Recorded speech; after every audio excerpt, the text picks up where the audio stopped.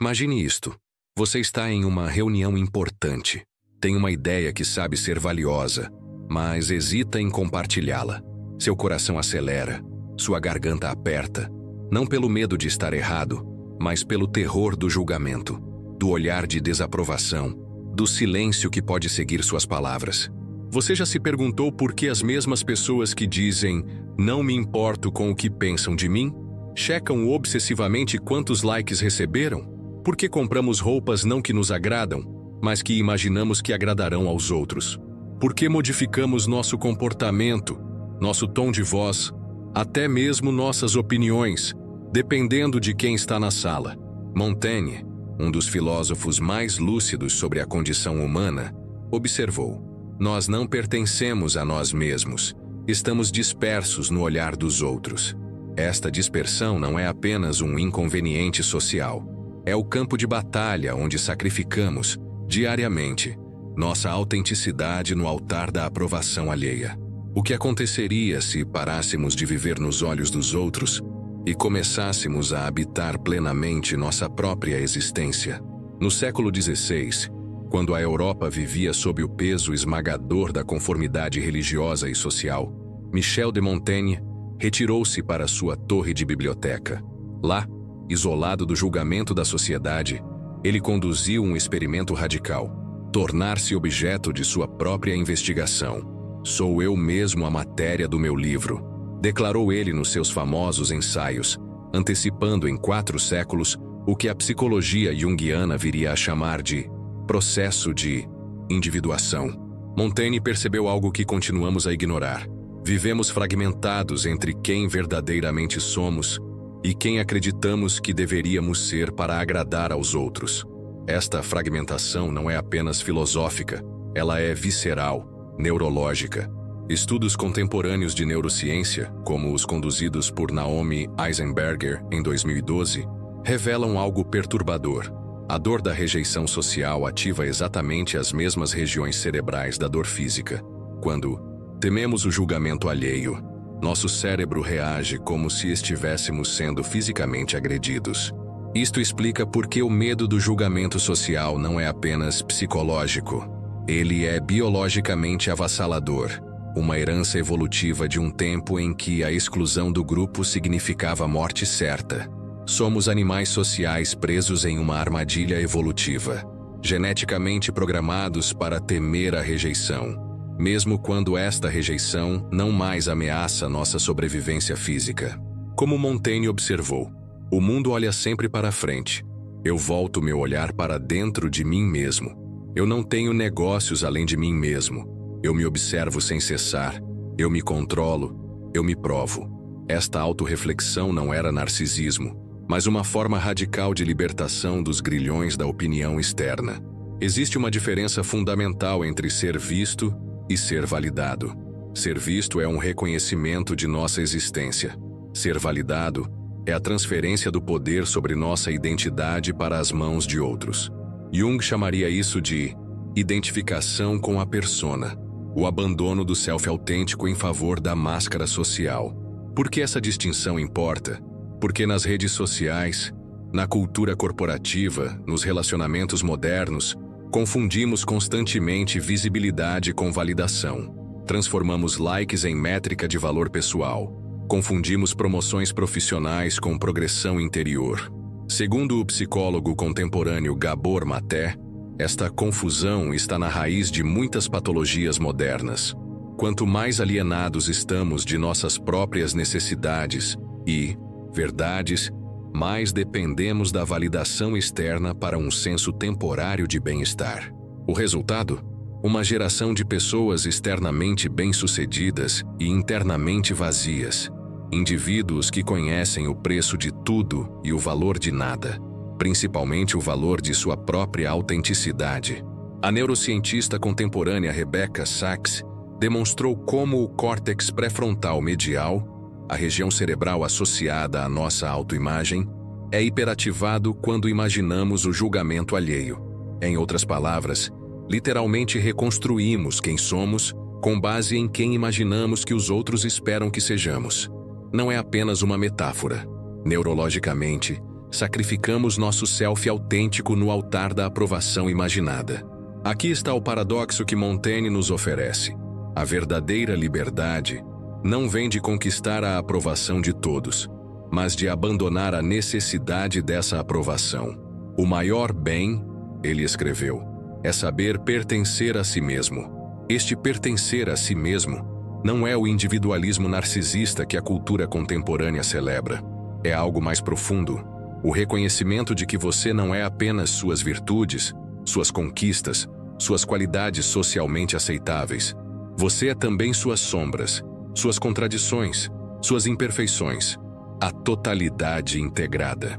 Montaigne escreveu extensivamente sobre suas próprias falhas, sua memória falha, suas dúvidas, até mesmo suas funções corporais, não por exibicionismo, mas como um ato de libertação. Ao aceitar publicamente sua humanidade completa, ele se libertou da tirania da perfeição exigida pelos outros. Jung chamaria isto de integração da sombra, o processo de reconhecer e abraçar os aspectos de nós mesmos que a sociedade nos ensinou a esconder. Paradoxalmente, é este abraço do imperfeito que nos torna mais completos. Estudos de ressonância magnética funcional mostram que, quando nos comparamos desfavoravelmente com outros, ativamos o sistema de dor no cérebro. Mais perturbador ainda, quando nos comparamos e vencemos, aparentamos ser melhores que outros, ativamos o sistema de recompensa dopaminérgico, o mesmo ativado em dependências químicas. Este é o mecanismo neural da prisão da comparação social. Sofremos quando perdemos, ficamos brevemente eufóricos quando ganhamos, e em ambos os casos permanecemos presos ao ciclo. Como qualquer dependência, a validação externa exige doses cada vez maiores para o mesmo efeito. Montaigne já intuía este ciclo vicioso. Aquele que depende da opinião dos outros nunca está satisfeito, pois aquilo que satisfaz a uns desagrada a outros. Mais profundamente, esta dependência da comparação e aprovação social reflete uma desconexão fundamental de nosso centro. Jung chamaria este centro de self, com S maiúsculo, o núcleo da psique total, além do ego socialmente construído. Quando perdemos contato com este centro, buscamos incessantemente nos outros a confirmação que só podemos verdadeiramente encontrar dentro. Aqui está a reviravolta contraintuitiva que Montaigne e posteriormente Jung nos oferecem. Quanto mais tentamos controlar a impressão que causamos, menos autêntico poder psíquico possuímos. Pense nisso. A energia psíquica que dedicamos a monitorar, ajustar e preocupar com a impressão que causamos é energia roubada de nossa expressão autêntica. É um vazamento constante de vitalidade. Esta é a verdadeira razão pela qual a preocupação com o julgamento alheio é tão exaustiva. Ela literalmente drena nossa energia vital. Como Montaigne observou, aquele que não vive de alguma forma para os outros, dificilmente vive para si mesmo.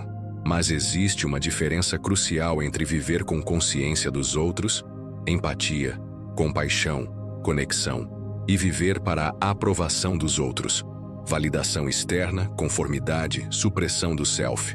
Aqui está o ponto onde devemos pausar e confrontar o paradoxo central. A opinião dos outros realmente não importa, e ainda assim, somos seres sociais, neurológica e evolutivamente programados para nos importarmos. Esta é a tensão que devemos habitar conscientemente, não resolver superficialmente. Jung chamaria isso de suportar a tensão dos opostos, a capacidade de permanecer presente com contradições aparentemente irreconciliáveis, até que uma terceira possibilidade, uma síntese, emerja. O que seria esta síntese no contexto do olhar alheio? Não é a indiferença sociopata à opinião dos outros. Não é tampouco a escravidão neurótica a essa opinião. É algo mais sutil, a capacidade de relacionar-se com o olhar alheio sem ser definido por ele. Como Montaigne escreveu, o valor da vida não está no tempo que dura, mas na intensidade com que é vivida. Esta intensidade só é possível quando não diluímos nossa energia vital na dispersão da aprovação externa. Como então libertamo-nos da prisão do olhar alheio? Não com afirmações superficiais de autoajuda, mas com práticas profundas de autoconhecimento e transformação. Consideremos alguns caminhos concretos. Esta técnica, inspirada tanto em Montaigne quanto na psicologia contemplativa, envolve cultivar uma testemunha interna, uma parte de você que observa, sem julgar, sua própria reação ao julgamento externo. Jung chamaria este observador de ego-observador, uma função psíquica que permanece centrada mesmo quando outras partes da psique estão em agitação. Quando você sentir a contração do medo do julgamento, em uma reunião, em um encontro social, online, pause e observe. Onde no corpo você sente esta tensão? Que pensamentos automáticos surgem? Vão pensar que sou incompetente? Vão me achar estranho? Mais profundamente, que sensações físicas acompanham estes pensamentos? Talvez um aperto no peito, uma tensão na mandíbula, um calor que sobe pelo pescoço? O neuropsicólogo Rick Hanson demonstra que esta observação consciente ativa o córtex pré-frontal, a região do cérebro responsável pela regulação emocional. Em outras palavras, o simples ato de observar neurologicamente nos fortalece contra o sequestro emocional do medo do julgamento. Mas há uma sutileza crucial aqui. Observar não significa suprimir. Quando você nota, estou com medo do que vão pensar, não tente eliminar o medo. Simplesmente reconheça. Ah, aqui está o medo novamente. Interessante. Esta qualidade de curiosidade compassiva é fundamental.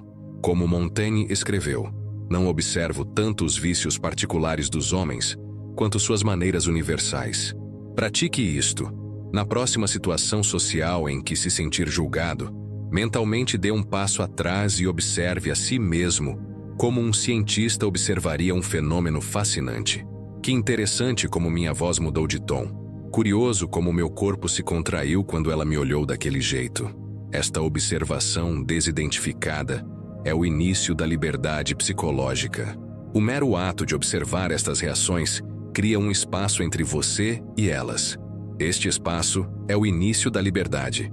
Como Montaigne percebeu, eu não digo aos outros senão o que eu digo a mim mesmo. Esta autoconversa consciente é o fundamento da autonomia psicológica. A prática se aprofunda quando você começa a observar não apenas o medo do julgamento, mas os padrões por trás dele. Você nota que sempre se encolhe quando sua mãe está presente? Que sua voz fica mais aguda em apresentações? Que você evita expressar discordância com autoridades? Estes padrões, uma vez conscientes, perdem automaticamente parte de seu poder compulsivo sobre você. Jung observou que tudo que não surge na consciência surge como destino. O observador interno é nossa ferramenta mais poderosa para transformar destino inconsciente em escolha consciente. Quando você pode observar seu medo do julgamento sem ser consumido por ele, você recupera o poder de escolher como responder, em vez de simplesmente reagir automaticamente. Montaigne desenvolveu seus famosos ensaios como uma forma de autoexploração radical. Ele não escrevia para a posteridade ou para impressionar intelectuais de sua época. Escrevia como um método de autodescoberta, dizendo: não ensino, apenas relato. Esta diferença é crucial. Não estamos buscando criar uma narrativa perfeita de nossas vidas, mas sim investigar honestamente quem somos por trás das máscaras sociais. A prática moderna que proponho baseia-se nesta tradição, mas com foco específico na libertação do olhar alheio. Dedique apenas 5 minutos diários à escrita reflexiva não filtrada, seguindo esta estrutura. Experimente este exercício específico. Escreva exatamente o que você teme que os outros pensem sobre você. Seja brutalmente honesto. Ninguém além de você lerá isto. Comece com frases como: tenho medo que as pessoas percebam que, ou me aterroriza a possibilidade de que alguém descubra que. Não edite, não censure, não torne apresentável. Esta não edição é fundamental. Depois desta primeira parte de descarrego emocional, analise com a curiosidade de Montaigne. Estas preocupações refletem seus próprios julgamentos internalizados. De onde vieram originalmente? São realmente suas? Ou vozes internalizadas de pais, professores, cultura? Escreva sobre isto também. Pesquisas conduzidas por James Pennebaker, na Universidade do Texas, mostram que este tipo de escrita expressiva não apenas reduz o estresse psicológico, mas também fortalece o sistema imunológico e aumenta a clareza cognitiva. Mas há algo ainda mais profundo acontecendo neurologicamente. Quando escrevemos sobre nossas preocupações, ativamos o córtex pré-frontal esquerdo, região associada ao processamento verbal e à regulação emocional, enquanto diminuímos a atividade da amígdala, centro do medo no cérebro. Jung diria que este processo de escrita é uma forma de diálogo com o inconsciente. Você está literalmente conversando com partes de si mesmo que normalmente permanecem ocultas. O papel funciona como um espelho não julgador, refletindo de volta seus medos para que você possa vê-los claramente, talvez pela primeira vez. Uma variação poderosa desta prática. Depois de escrever seus medos, escreva uma carta para si mesmo aos 80 anos. O que este você mais sábio diria sobre suas preocupações atuais com o julgamento alheio? Esta perspectiva temporal frequentemente revela a relativa insignificância de muitas de nossas ansiedades sociais. A escrita reflexiva também revela padrões que não percebemos no turbilhão da vida cotidiana. Talvez você descubra que sempre se preocupa mais com o julgamento de figuras de autoridade, ou que seu medo do julgamento intensifica quando você está cansado ou vulnerável. Estes insights não são apenas interessantes, eles são libertadores, porque você não pode transformar o que não pode ver claramente. Inspirada tanto em Montaigne quanto em práticas contemplativas orientais que Jung estudou profundamente, esta técnica envolve identificar conscientemente momentos em que você está preso à necessidade de aprovação, e então praticar o desapego deliberado. Mas cuidado, não estamos falando do desapego como indiferença sociopática, e sim como liberdade interior. A diferença é sutil, mas transformadora. O desapego autêntico não é "não me importo com nada", mas sim, meu bem-estar interior não depende do resultado desta situação. É a diferença entre suprimir emoções e não ser controlado por elas. Quando você perceber que está alterando seu comportamento, aparência ou opinião para obter aprovação, pergunte a si mesmo: se ninguém jamais soubesse desta escolha, o que eu genuinamente escolheria? Esta pergunta é mais radical do que parece. Ela nos força a confrontar quantas de nossas escolhas diárias são motivadas não por nossos valores autênticos, mas por nossa necessidade neurótica de validação. Mais profundamente, pratique este exercício. Identifique uma situação em que você desperdiça energia mental preocupando-se com o que alguém pensa de você. Pode ser um colega de trabalho, um familiar, um conhecido nas redes sociais. Agora, visualize-se literalmente soltando esta preocupação, não negando-a ou lutando contra ela, mas permitindo que ela exista sem que você se identifique com ela.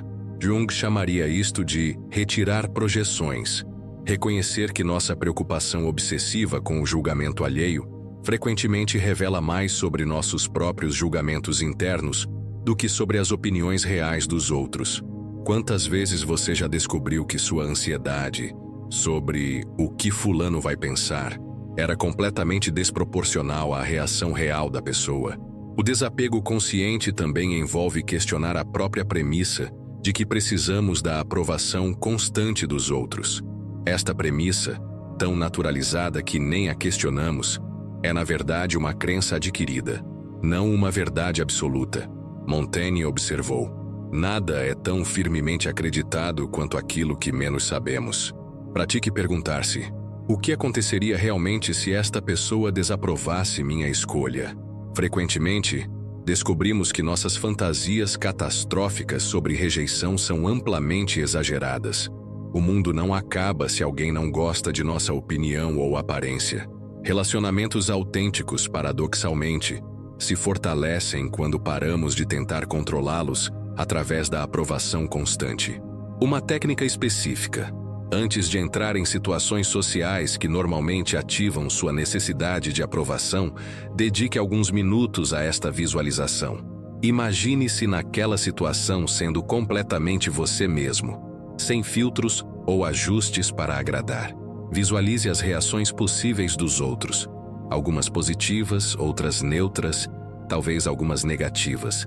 Agora, imagine-se mantendo seu centro, sua paz interior, independentemente destas reações. Este não é um exercício trivial. É uma reconexão radical com seu centro autêntico, com o que Jung chamaria de self e o que Montaigne chamou de a soberania interior. É a prática de descobrir que você pode ser totalmente você mesmo e o mundo continua girando. Visualize sua vida como uma casa de espelhos, onde cada reflexo é a opinião de alguém sobre você. Em cada espelho, você vê uma versão distorcida de si mesmo, o que seus pais esperam, o que seus colegas admiram, o que seu parceiro deseja, o que a sociedade valoriza. Esta metáfora não é apenas poética. Ela reflete literalmente como nossa identidade se fragmenta quando vivemos exclusivamente através do olhar alheio. Jung descreveria esta casa de espelhos como o labirinto das projeções coletivas, as expectativas, ideais e julgamentos da sociedade que internalizamos sem questionar. Cada espelho representa uma persona diferente que desenvolvemos para diferentes contextos sociais. O problema surge quando confundimos estas personas temporárias com nossa identidade verdadeira. Agora, imagine-se caminhando calmamente por esta casa, observando cada reflexo sem se identificar com nenhum deles. No centro desta casa está um espaço vazio, sem espelhos, apenas presença. Este é o centro do seu ser, o que existe além de todas as imagens refletidas. Montaigne chamaria este centro de o quarto dos fundos da mente, onde habitamos longe das expectativas e performances sociais. Esta visualização não é apenas um exercício imaginativo. Ela reconfigura neurologicamente como você se relaciona com a aprovação externa. Como a terapeuta contemporânea Tara Brach observa, as metáforas não são apenas ferramentas linguísticas. Elas literalmente remapeiam nossos padrões neurais. Quando você pratica esta visualização regularmente, está criando novos caminhos neurais que privilegiam sua verdade interior sobre a validação externa. Aprofunde o exercício. Cada vez que você se sentir perdido nos reflexos dos espelhos, ansioso com o julgamento alheio, mentalmente retorne ao centro vazio da casa. Este centro não é um vácuo assustador, é um espaço de possibilidade infinita, livre das limitações impostas pelas expectativas alheias. A metáfora também revela algo crucial sobre a natureza ilusória de muitas de nossas preocupações sociais. Assim como os espelhos em uma casa de espelhos distorcem propositalmente as imagens, as opiniões, que tanto tememos, são frequentemente nossas próprias projeções distorcidas sobre o que imaginamos que os outros pensam. Montaigne observou: sofremos mais em imaginação do que na realidade. Uma prática específica. Quando você se pegar obcecado com como alguém o vê, lembre-se de que está olhando para um espelho distorcido, não para a realidade. A opinião daquela pessoa, mesmo que realmente negativa, é apenas mais um reflexo na casa de espelhos, não uma verdade absoluta sobre quem você é. Mais profundamente, esta metáfora nos convida a questionar: quantos dos espelhos em nossa vida são realmente necessários? Quantas opiniões levamos a sério simplesmente por hábito, não porque tenham algum valor real para nosso crescimento? Montaigne nos desafia: por que dar a estranhos o poder sobre nossa paz interior? O objetivo final não é destruir todos os espelhos. Precisamos de feedback e conexão social, mas sim desenvolver a capacidade de observá-los sem ser hipnotizado por eles. É a diferença entre usar espelhos como ferramentas ocasionais de orientação social e viver aprisionado em uma casa de espelhos, perdido entre reflexos infinitos de quem você deveria ser. Inspirado no experimento de Montaigne de autoobservação rigorosa, proponho um desafio prático. Por uma semana, comprometa-se a fazer uma escolha diária baseada exclusivamente em sua verdade interior, não na aprovação antecipada. Pode ser algo simples: expressar uma opinião honesta em vez de concordar por concordar, vestir algo que genuinamente o agrade em vez do que é esperado, dedicar tempo a uma atividade que tenha significado pessoal em vez do que impressionaria os outros. Documente estas escolhas e, mais importante, documente como você se sente ao fazê-las. Não apenas emocionalmente, mas energeticamente. Observe se há mais vitalidade, mais presença, mais conexão consigo mesmo. Michel de Montaigne, em seu leito de morte, não lamentou os julgamentos que recebeu ou a aprovação que não conquistou. Ele encontrou paz na integridade de uma vida vivida em seus próprios termos. Jung observaria séculos depois que a individualidade é o único tesouro que podemos levar conosco da existência passageira. Esta individualidade não é o ego isolado, mas o self totalmente manifesto em sua singularidade autêntica. O verdadeiro paradoxo é este: ao abandonar a necessidade desesperada do olhar aprovador do outro, você se torna, finalmente, digno de ser verdadeiramente visto, não como uma projeção das expectativas alheias, mas como a expressão única e irrepetível de consciência que você é. Montaigne nos deixou com palavras que ecoam através dos séculos. O maior negócio do homem é viver adequadamente à condição humana. Esta adequação não vem da conformidade exterior, mas da integridade interior. Não da perfeição aparente, mas da autenticidade imperfeita. E talvez a maior ironia seja esta: quando você finalmente se liberta da prisão do olhar alheio, você encontra não isolamento, mas conexão genuína, não com as máscaras sociais dos outros, mas com sua humanidade compartilhada, vulnerável e verdadeira. E você, está vivendo para o olhar aprovador dos outros, ou permitindo-se existir na verdade desconfortável de quem realmente é? Compartilhe nos comentários um momento em que você sacrificou sua autenticidade por aprovação e o que essa experiência revelou sobre suas próprias prisões internas. Se estas reflexões despertaram algo profundo em você, curta este vídeo, compartilhe com alguém que também luta com o peso do olhar alheio e inscreva-se no canal. Aqui não oferecemos fórmulas simplistas, mas convidamos você a mergulhar nas profundezas de quem realmente é.